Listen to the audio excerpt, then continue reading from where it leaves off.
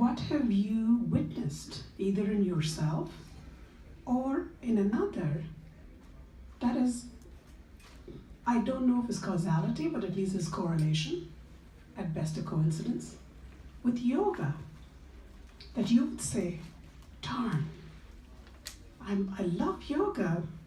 God, I would not have foreseen this benefit.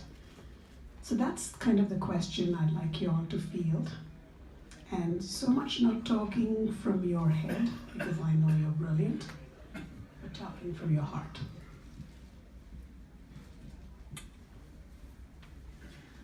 Hi, I'm Pam.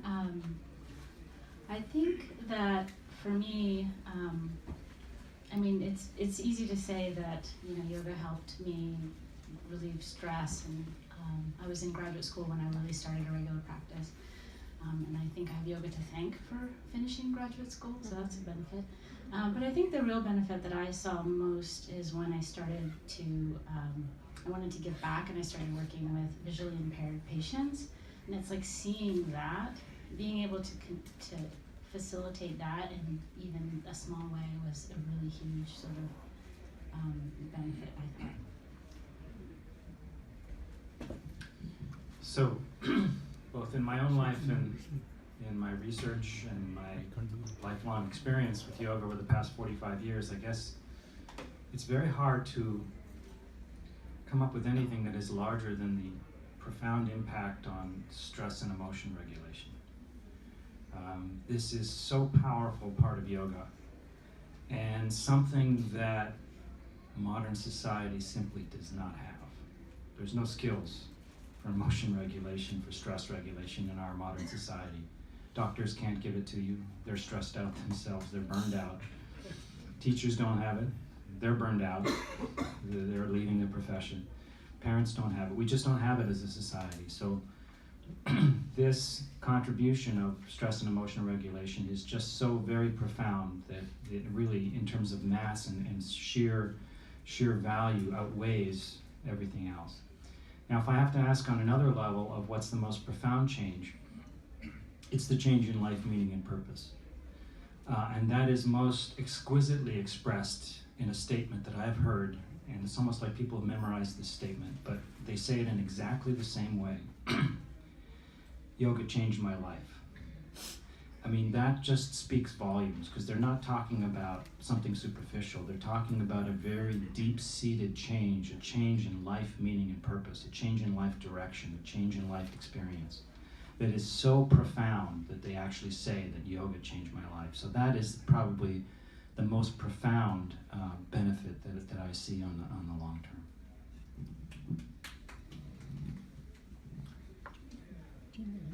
So, change. You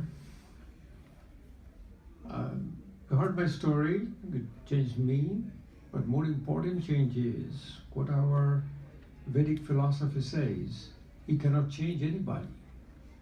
Oh, I'm telling him what to do. No, he is not going to do. Average Indian psyche is, if you tell them to go right, they will go left. They always do opposite. But you know what does the Indians do best about doing opposite? They're the problem creator and the problem solver.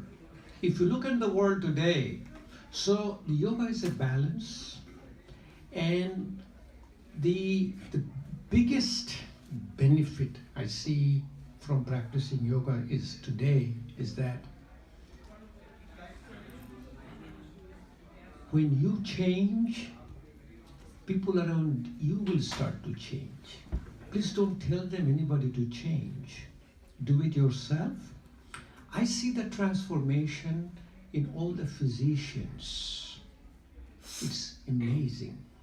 Total disbeliever and completely turn around, start believing in a daily practice of yoga. So for me, seeing all the people around me changing and transforming from rogi to nirogi to yogi, from rogi to bhogi to to yogi. Yogi eats 1 meal a day. Bhogi eats 2 meal a day. Rogi eats throughout the whole day. Even in this SSVT, did you see the size of the laddus? And size of the snack they served? That was a dinner. I don't have to eat but the transformation is that you have noticed it, you've done it, very important. So again, what yoga has changed people all around me, us, and the healthcare professionals are turning around to incorporating yoga therapy in Western medicine. And that is the best I've ever seen the outcome of yoga. Thank you, Dr. Dilip Sarkarji. In fact, I'd like to echo the thoughts he has expressed.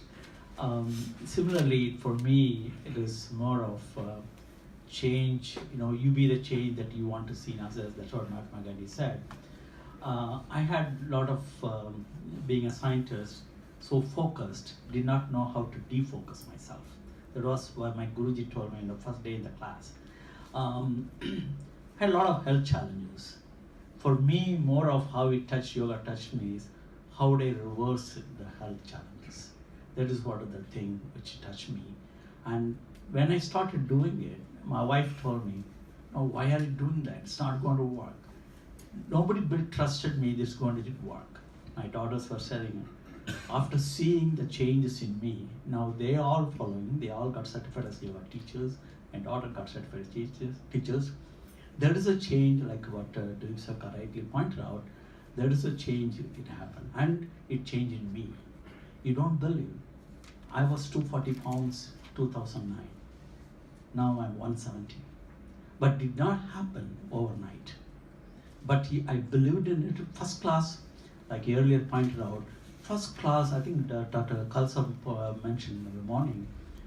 When I went to first class, I drove up 45 minutes for the first experience of yoga. Of course, in childhood, I've done some, but after many, many years, after going through all the health challenges, first class when I'm coming back, earlier when I drive after work, I used to sleep on the wheel. Then I saw, when I went to the class, I was so hungry, because I had a diabetic issue of the thing. But when I came out of the class, I felt like a charged. I didn't feel hungry, so much energy. It's like charging a cell phone battery. That is what one class can do, that to change in me. If I continue to do that, what would it happen? That is a transformation happened to me. That's the way I am today, overcoming, reversing many of the disorders I had, which are acquired. We acquired it. And that is what thoughts I'd like to share. Thank you. My experience is the same thing, life-changing. I first started as a meditative practitioner, a Maharishi Mahesh Yogi, TM practitioner. The first week I did it, I suddenly found I felt like a new person.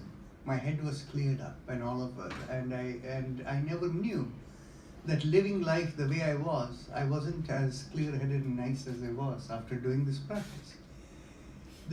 My attention focused increased. I became better productive. This was as a student, going to when I was like just entering graduate school when I was 22 years old. And so this became my productivity tool for my graduate life, and thereafter going into my work life. This just continued as a productivity tool, nothing more. No spirituality, nothing. The next thing that happened was, I had not anticipated this. Starting from the meditation background, I went and studied Hatha Yoga. I took a few courses in Hatha Yoga. And so I integrated the Hatha Yoga practice along with my meditation. And 2 years, 3 years later, I had a crisis. In that crisis, I sat and said, why is this happening? And at that time, I went into a state of transcendence. And I saw something that was very weird. I see faces, I see an enactment, None of the faces I recognize, but something is telling me this is me and this is somebody else and all of this and this thing. And so when I came out of that experience, it felt like a previous life experience. So a fellow meditator whom I know, I didn't tell him what I saw. I said I had this strange kind of experience. So he told me, right here in Annapolis, in the Naval Academy over there, he said there is a professor. If he looks at you, he can tell you all your previous lives. He had that ability. So after 3 visits to that professor, first visit he said, I know nothing. After the third visit, he on his own, I had met him incidentally. I wasn't even asking him anything. He could see everything that I had seen. And I'd never shared with anyone what I had seen. So that kind of a previous life experience came on. And that was a very life-changing experience, to know that we are not this body at all. Then from there on, more questions came into my mind. Why this? Why that? And as you know, from the Ashtanga Yoga process, Dharana, Dhyana, Samadhi is the way by which you can gain access to knowledge through intuitively imbibing. So whatever question I ask, I get answers for all of them.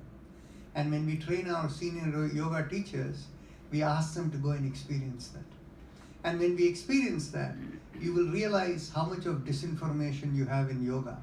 All the people who are being said, oh, that person is self-realized and all of that, if you can go down and see how much is their knowledge within. Earlier on in the philosophy section, I was telling you where the Atma Vidya resides. When you can see how much they have and all of these things, your whole perspective changes.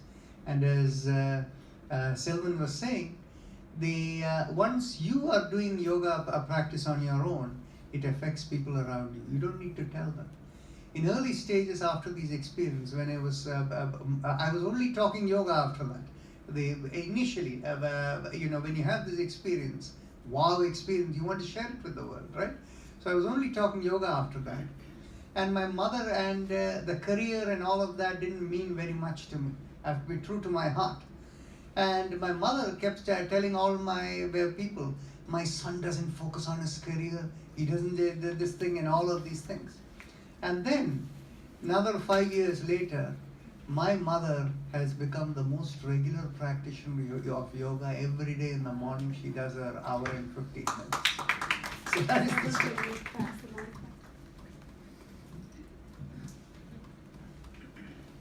Clearly, you know we have a lot to say, all of us. So I've been given this job of streamlining, following ahimsa. So as brutal as my cut may be, there is no intent to injure. Just saying. Okay? There are many ways I could go with this, because you see, my intent is, as an answer, I need you to get whatever it is I feel needs to be gotten. I'm going to go to Sabir. We've talked about emotional, psychological, spiritual, life-altering. I won't touch the past life right now. I'm a past life regression therapist, but I'm going to leave that alone. And I'm just going to come here.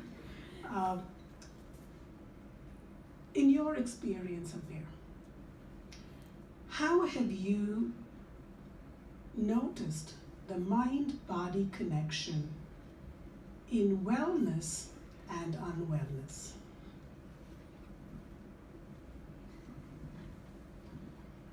So that mind-body connection is at the core of every imbalanced state in human functioning. And by imbalance, that means dis-ease. So that means all diseases have that mind-body essentially imbalance. And I keep coming back to this, and I will keep coming back to it until I'm dead. Chronic stress, stress regulation, emotion regulation. These are so powerful in yoga practice. And these are what underlie a substantial amount of the benefits of yoga. We have 23 chapters in this clinical textbook of Yoga for Healthcare. And for each chapter, there's a rationale section describing why yoga scientifically has a rationale for the treatment of that particular disease. Every one of those chapters talks about chronic stress and the role of chronic stress. So it is absolutely at the pinnacle of its greatest impact.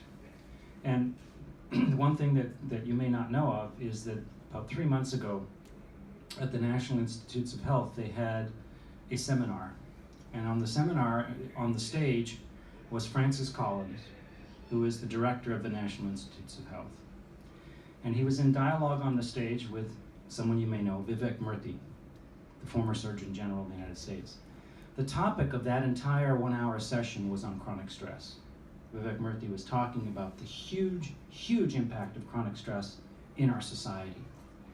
They spent 10 minutes in that 1 hour talking about meditation. And Francis Collins himself talked about the fact that many people are skeptical, but I don't count myself as one of those. And I have to emphasize the significance of that statement. You're having the director of the National Institutes of Health stating publicly that he has no skepticism of the value of meditation.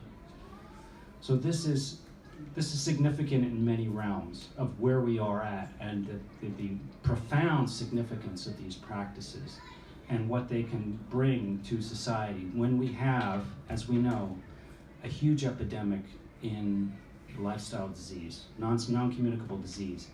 The CDC has reported that literally half of Americans have a chronic disease. So this is really central. Thank you. And I think as a counselor, and Stoma was talking about as a psychologist, we may not be able to do much about your life. Sometimes it's a little crappy, That's just how it is. And being stressed, being unhappy, being whatever, it's an emotion. And as yoga says, there is no duality of, there's no polarity in this is good, that is bad, I want this, I don't want that. So some of the comfort, yes, I'm depressed, not me. You get depressed and you get anxious, but oftentimes, and I don't know if Stoma agrees with me there, clients, patients get depressed about their depression. They get anxious about their anxiety, and that's the problem. I tell them, even the worst panic attacks has an expiry date. You just have to wait it out, it'll go. You just chill, you'll be okay. Which brings me to, this question is for you, Dr. Sarkar. When you do yoga therapy, I'm bringing in the concept of dharma. Sometimes, this dark cloud and silver lining business. I don't know if the silver lining we develop after the dark cloud, or is the dark cloud coming because you need to learn something? And you can argue this and debate on this for a long time, and maybe a bit of both. If dharmically, a person, this karma or whatever your science or philosophy is supposed to experience that. As a yoga therapist, what is our role in reverting it? And like you rightly said, if it's dharmic and it cannot be reverted, it will revert back. So what has been your own journey in answering the dharmic part for you as a yoga therapist? Boy, it's a tough one, huh?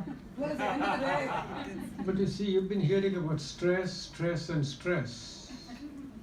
So what will happen at the end of the session, somebody asks you what's your name, you'll say stress, huh? and do you know one thing? Deserts spell backwards is stress. Spell it. Deserts spell backwards is stress, So eat more dessert, it's good for you, So the dharmic part. So in a yoga therapy, as you always said in the morning, even my own practice, it is your practice of Yoga Sutra and the 8 limbs of yoga. I hear all the time, I practice yoga and meditation. Meditation is a 7th limb of yoga. The practice is Yam, Niyam, Asana, Pranayam, Pratyahara, Dhyan, Dharan, Samadhi. So first of all, the question you always get, what is dharma? What is dharmic tradition? What is the religion? When I come to we teach yoga as a therapy from totally coming from a spiritual practice. What is a spiritual practice? The word spirituality comes up from the root word spiratus. What is spiratus? Spiratus is your breath. You know, when the physicians say spirometry. Okay? So, what is the breath? God made us from dust or clay, whatever, gave us the breath to be alive. So, in a dharmic philosophy, it is totally within you, aham brahma.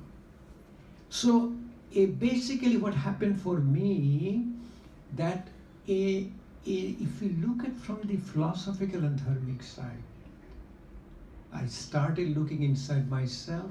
I found out what caused my heart disease, and I was able to reverse it. Now, she asked me a question, and I can tell you in public that I'm not able to answer you how this happened. This will happen for all of us. We always talk about the whole yoga practice deals up to called oneness. By the time you practice, I have no difference between me and him. There is no difference between all of you, and that is our biggest achievement from yoga practice. For me, you know, when I look at a religion, to me, religion is called religate. It's a book. I have this Bible, I have this Quran, I have this Torah telling me what to do. But yoga practice, it was totally a dharmic practice. It is looking inside yourself. When you develop a self-realization, always say that you develop an eyes which looks backwards. You start looking inside yourself. Think about this. If I have a diabetes, if I have a high blood pressure, I go to see my doctor. Every 3 months, 6 months, my doctor checks my A1C, looks my blood pressure, good this medication, reduce it, increase it.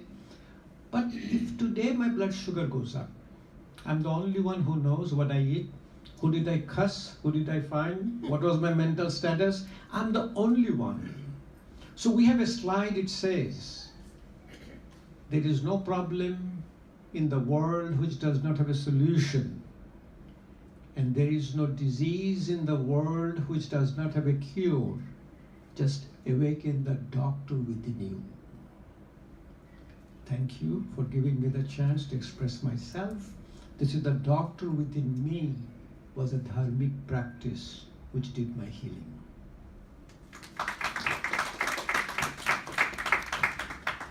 I asked you that question by choice because I'm aware of your history. I wanted to make a point, a larger point here. Sometimes our philosophy, Sanatana Dharma, Hinduism, whatever you call it, has these beautiful words, karma and dharma and all of that stuff, that sometimes can be complacency. I'm 50 years old, my mother had blood pressure, I have blood pressure, so what? The man had something far more than blood pressure. Was it genetic? You can argue, but he would probably say, well, I don't know, maybe there was a predisposition. But if it was genetic, it would have recurred. Was it dharmic? Are we given these burdens to carry so that we find our purpose, we find our silver linings? Maybe he found a silver lining, and maybe that's why that was no longer his dharma.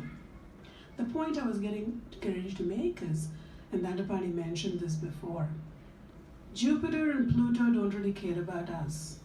The universe is there, but it's not invested in what do I do, what do you do? And my husband says this, you want to win the lottery, you at least got to buy the ticket.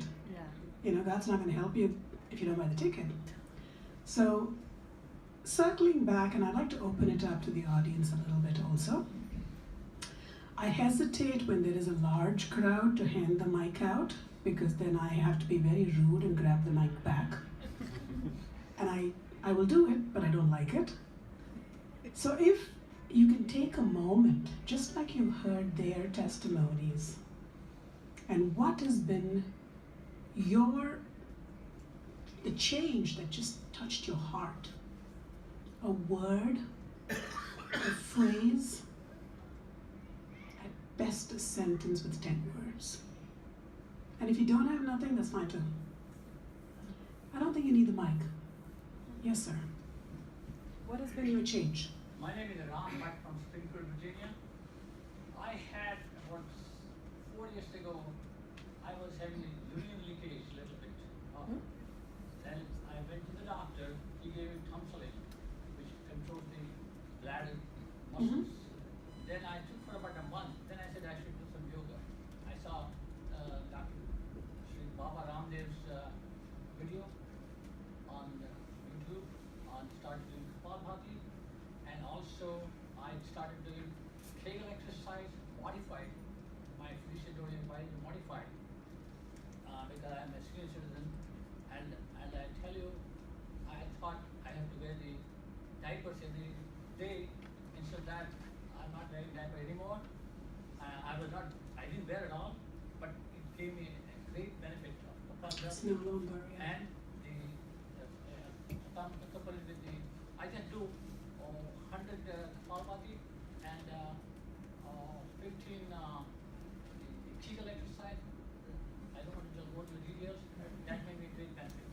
Excellent. And I think, the part of it is the first speaker usually always has the discretion. When my first students makes the presentation, because I've not established the rule, it is Aparna, the Kegel exercise is nothing but Mula Bandha. I know. Yeah. I think many women in the room, when you get to about my age, we know that far more than we want to know that. So we're good with that. Little more like, boom, I want to get to many people. Just shout out your answers. What has been your change? One word, one phrase, 10 words. Lots of energy and positive attitude. I was a player, I was losing energy after the game. I started yoga, I'm gaining energy after the game. Yes. I got a question. One of my family members was doing a lot of yoga at the age of 60 and doing advanced yoga like Mayur yoga, slow pose and everything. And all of a sudden, for the last 4 months, the member has the little arthritis in the left hand. We went to the doctor. Doctor said it may be because of too much stress. We cannot do the yoga now for the last 4 months.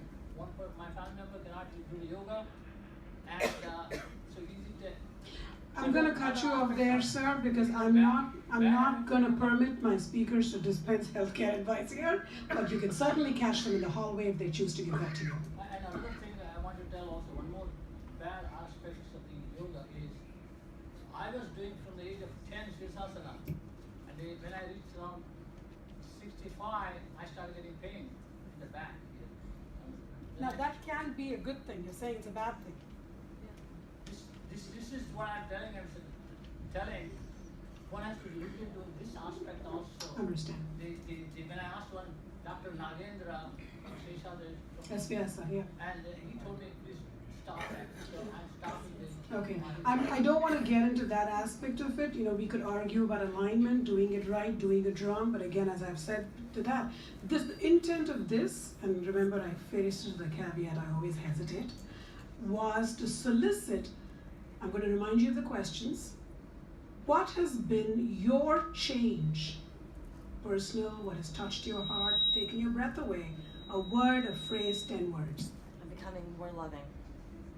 Being happy is one thing which I learned, and being compassionate. And also the practice of yoga has been different for me than going in the parks for 5 to 10 miles or something. These yoga postures, even if I cannot do, I tried many times, I had a different awareness and different experience. Okay. Tolerance and empathy. For your husband? My husband tells me you're yogi to everybody else. Where do I come? It just depends the time of day. Practice in the last about 8 years. My asthma is under control. I was on prednisone almost every other month. Okay. So it's under control. Starting to question. What? my own self. Okay. Sean? Depression gone, more self-love, more self-acceptance. Okay. Yeah, that's a good. Yes. Yeah. Couldn't hear that. He said he loves himself tremendously. Sean's a dear friend. I think he's good on that department. You're good. Here is trying to deal with life stress. Okay. And we can open it up here too. I mean, it's not like it's only theirs. I can add something. Yeah. Okay, go ahead, please. My experience for yoga is only today because I have been watching Baba Ramdev, but I have never sat down for this many hours that I did today. I think it was very peaceful. It's very calming, very peaceful. That's the stress. So that was the longest time I spent on yoga today in my life. So I felt it very calming. Excellent. Yeah, I'm able to handle any situation that comes into my day-to-day life. We'll get you a number.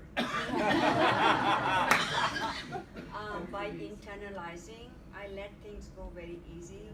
Nothing seems to hurt me anymore as much. As much as the people. I saw some hands and I may have lost it. Anybody else who has something to say? Only good point I would like to make. Will you give me the mic? Sure. We are 15 minutes away from shutdown. Okay. I just quickly, there are a couple of points I'd like to make regarding the points he was raising. In yoga practices, one of the things, even in the research, one of the things emphasized is how much adverse event happens. I think we need to pay attention, like many of the speakers here earlier pointed out, you have to listen to the body and then do accordingly, let it go naturally. That is very, very important. And also one more thing I'd like to tell you, based on a couple of my friends went through the journey, I would advise learn yoga from some guru or somebody who really knows. Just watching a DVD or the thing, what happens is the person who may be 20 years experience, you trying to imitate that. You don't listen to your body. That happens. It happened to one of my friends. He broke his neck. And that is what I advise. The second thing is I want to take it as my own personal thing, experience, like Aparna ji asked is, I started looking at it as a challenges, as a only two ways, not why me. Challenges are given to you for two reasons. Only two reasons in my book. One is given to you something to learn new, otherwise you would missed in your life. Because we all unique, but we are limited. We have to accept that. When we come and exchange, we enhance ourselves. The second aspect of challenges is something to make an impact or excel. That is only two ways if you take it. Your mental, your stress, all the things happen. A lot of time you ask me, why me? That's what I started asking. When I started gaining weight, all kind of disorder. You name any disorder, what Dr. Sarkar mentioned earlier, non-communicable disease, that is diabetes, hypertension, arthritis, your sleep apnea, etc. Yeah. If you can give the mic to Dr. Sarkar. Have there been any adverse, negative contraindications for practitioners? No, there is no contraindication for yoga. What it is, you listen to your body's signal. The first signal is you start with the asana practice. When you start with the asana practice, only asana is recommended in Yoga Sutra is a sthiram sukham asanam. Stillness, happy, and pose. Doesn't matter how you do it. But what the word is that is called neuroplasticity. Neuroplasticity will set in. Your brain will get a signal that you can sit like this, but within there is a research shows 30 to 40 inputs it needs for neuroplasticity to set in. So as you heard about what Sadhguru says, it takes about 6 to 8 weeks to get it before any benefit.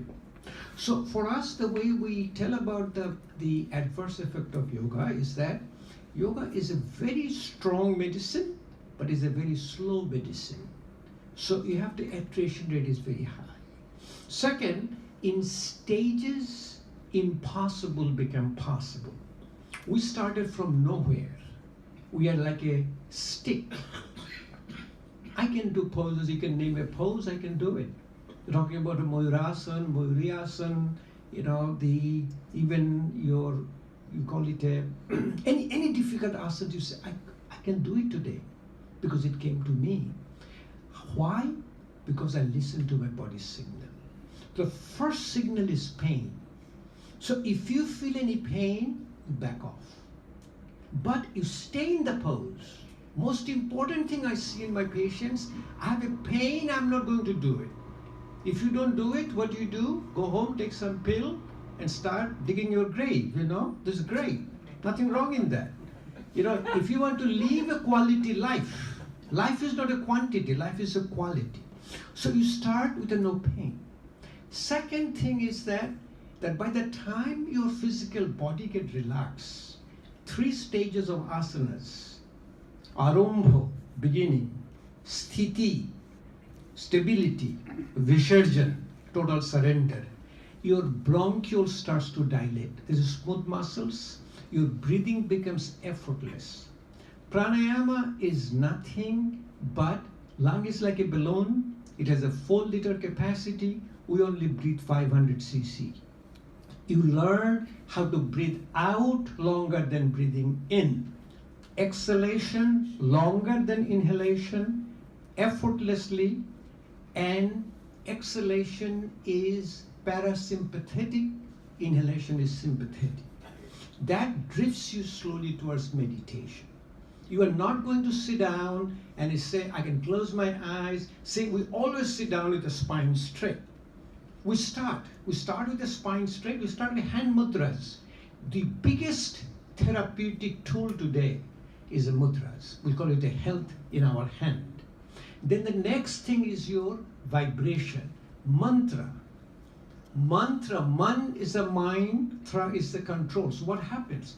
My brain is in a state of vibration. So if you create another vibration, 2 vibration cancels. In physics, it's called harmonic resonance. So mind quiets down, chitta vritti nirodha takes place. The moment chitta vritti nirodha takes place, you get the healing. So contraindications are all for literature, for the book, for New York Times. I have a lot of story about New York Times about the contraindications, the danger of yoga. There is no danger of yoga when you listen to body's signal. So we will do it. Straight spine, mudras, then you do little pranayama, breathing out longer than breathing in, and do the mantras. And when you do the mantras, it quiets down your mind and you slowly progress. For our class, we have people from 5 years to 95 years. And 5 years old cannot do a single posture. They cannot do sit down in a Padmasana, cannot do any balancing poses because 24/7 they're on Nintendo, they're Pokemon Go, Why? The mind is restless.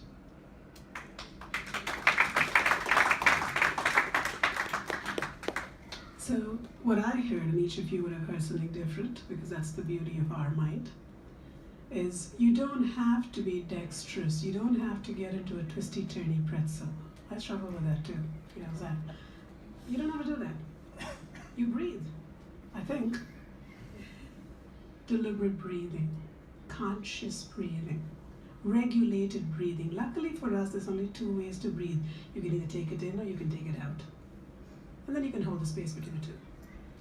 You don't have too much choices in breathing. And again, you have all of the various pranayama exercises that an expert can teach you. If that's what you can do because you have back pain, you're hearing them say, that's a good place to start. You heard about the mudras. We didn't talk about it because it's a vast field. I come from the science of Natyashastram and dance. We live in the mudra world.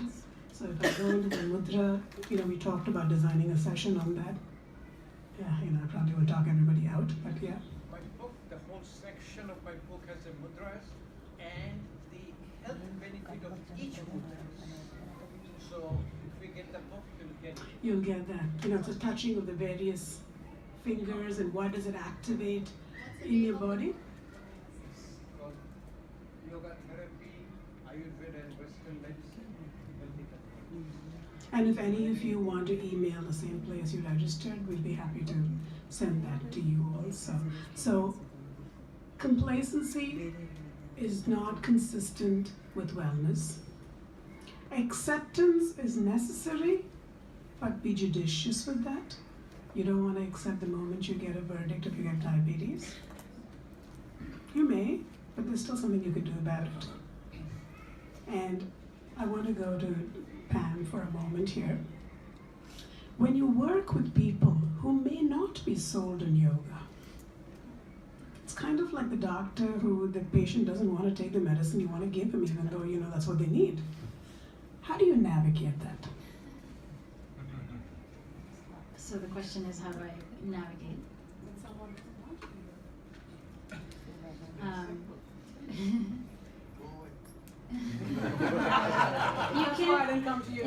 You can't push them to do yoga, right? But I was just thinking that one of the reasons that I even got into yoga research was because my mom was diagnosed with a retinal degenerative disease and she's going blind, and I thought, you know, she should do some yoga to help with the symptoms related to going blind. And I have yet to get my mom to do yoga. So I failed. No, I'm just kidding. I haven't failed. But the other day she did say to me that she did look at her yoga mat, and I consider that progress. So I feel like maybe my answer is just to give them the space they need, because you can't, I don't think you can force it. You know. Can I ask a corollary to what you asked? That was a very good question. My question is, if somebody doesn't believe, yet willing to do it, will the yoga have a favorable impact? Because there's a lot of studies where by the power of intention, I feel that this is going to cure me, it will cure me. So I can absolutely say that regardless of your belief, if you practice yoga, it will change your mental functioning, it will change your physical functioning. And I can give you two examples from our research studies. One is studies that we've done in yoga in schools. And in this case, the school has agreed to implement yoga. So we have 18-year-old boys who are randomized to the yoga intervention. And they are complaining bitterly. This is for girls, I don't want to do this crap. I want to practice my basketball instead of this nonsense yoga. This is a waste of my time. A month later, because they had to do the yoga practice, they are defending the yoga and its benefits to their friends who are not practicing yoga.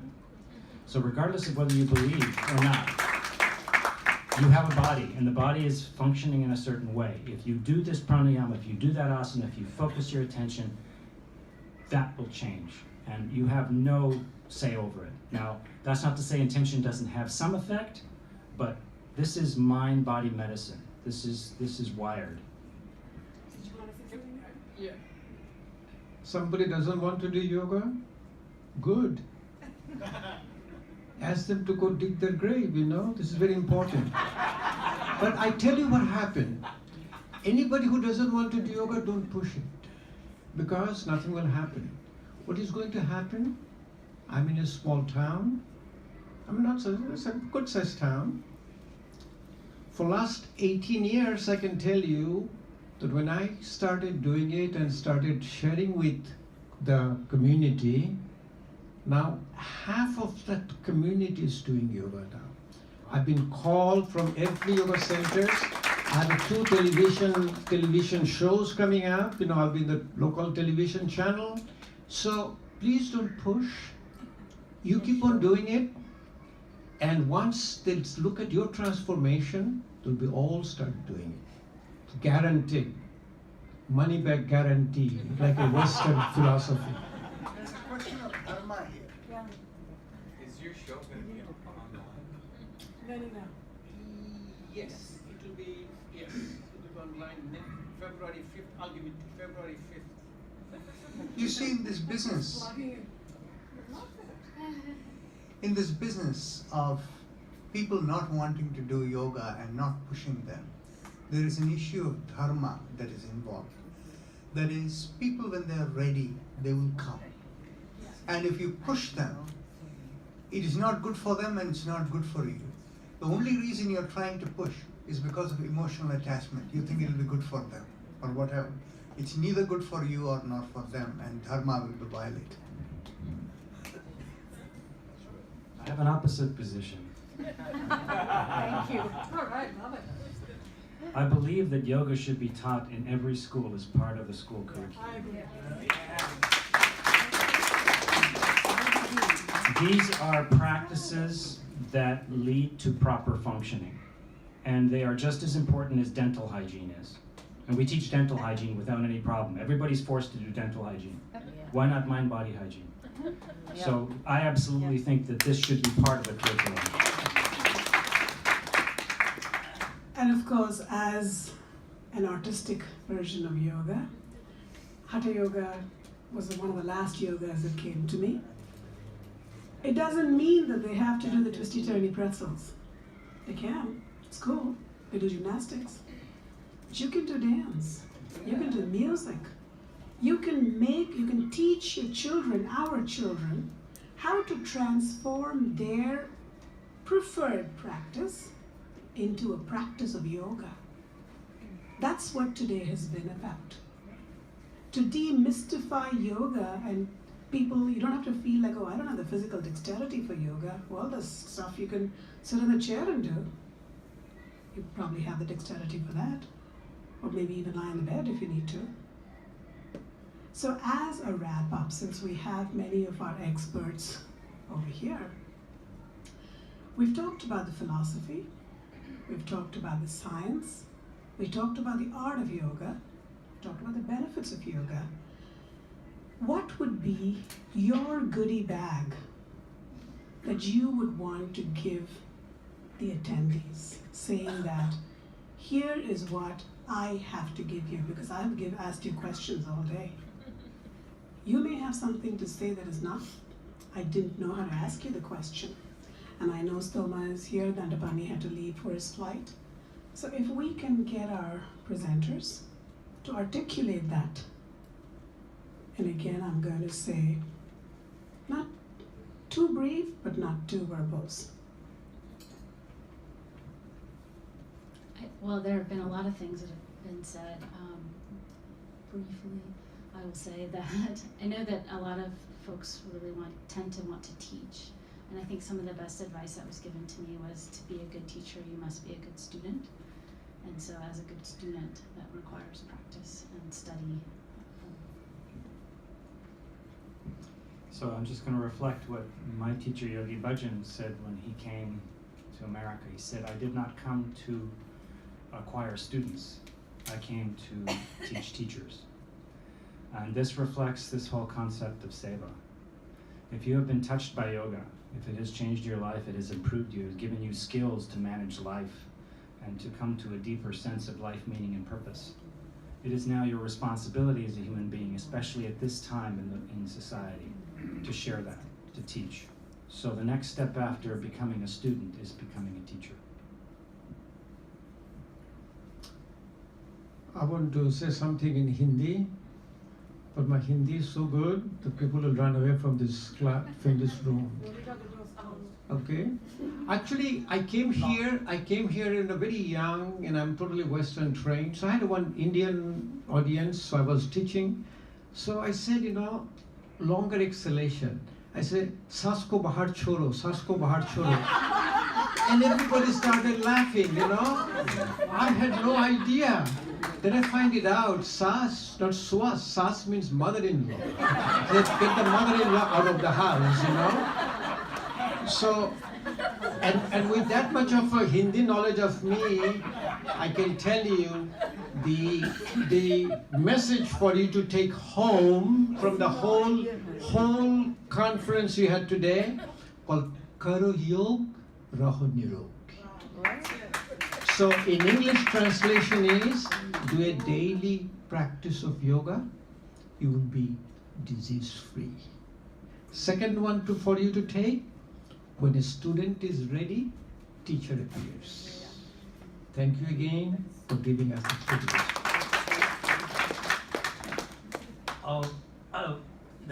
Based on my own experience, what I would like to share is, yoga is not a pill.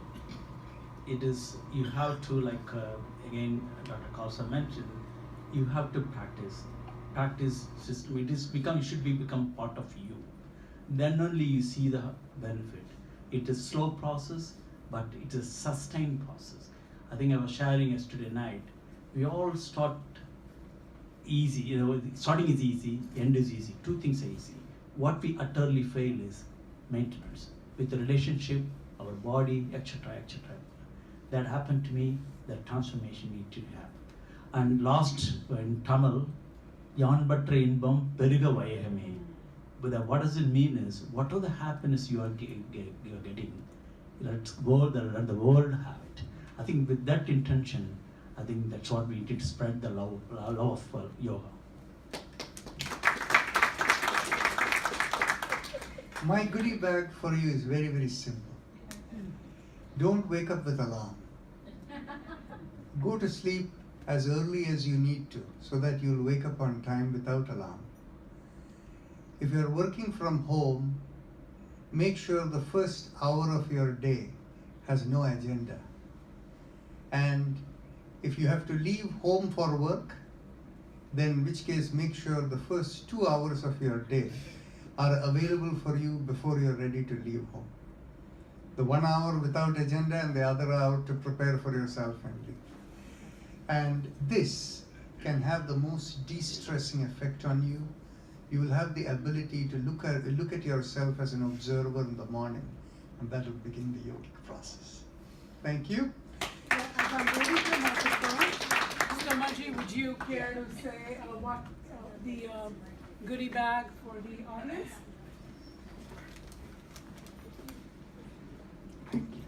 Oh my God, the last word. I'm not even on the program. Just please. 3 rules for yoga. Practice, practice, and practice. But whatever you do, just feel the flow and the touch of your breath in everything you do. Then there's no moment in the day, even when you're sleeping, that you're not practicing. Okay?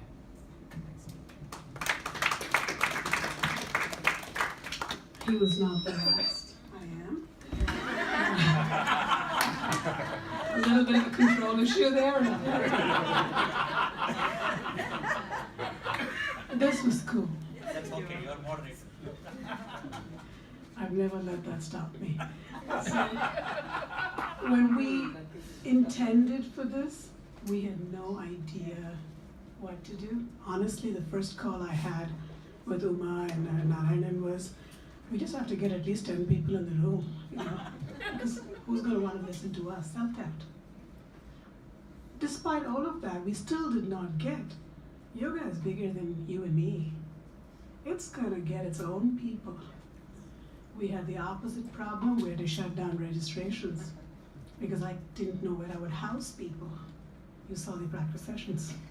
I had to close them down. It hurt me because I wanted to get to everybody.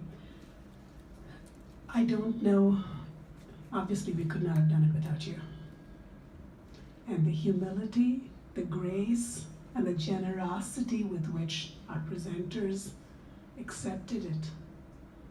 It was almost within an hour, I think. And then we had the task of, oh my God, they are going to come, so we got to do something about it. So on behalf of the temple, thank you. We're indebted.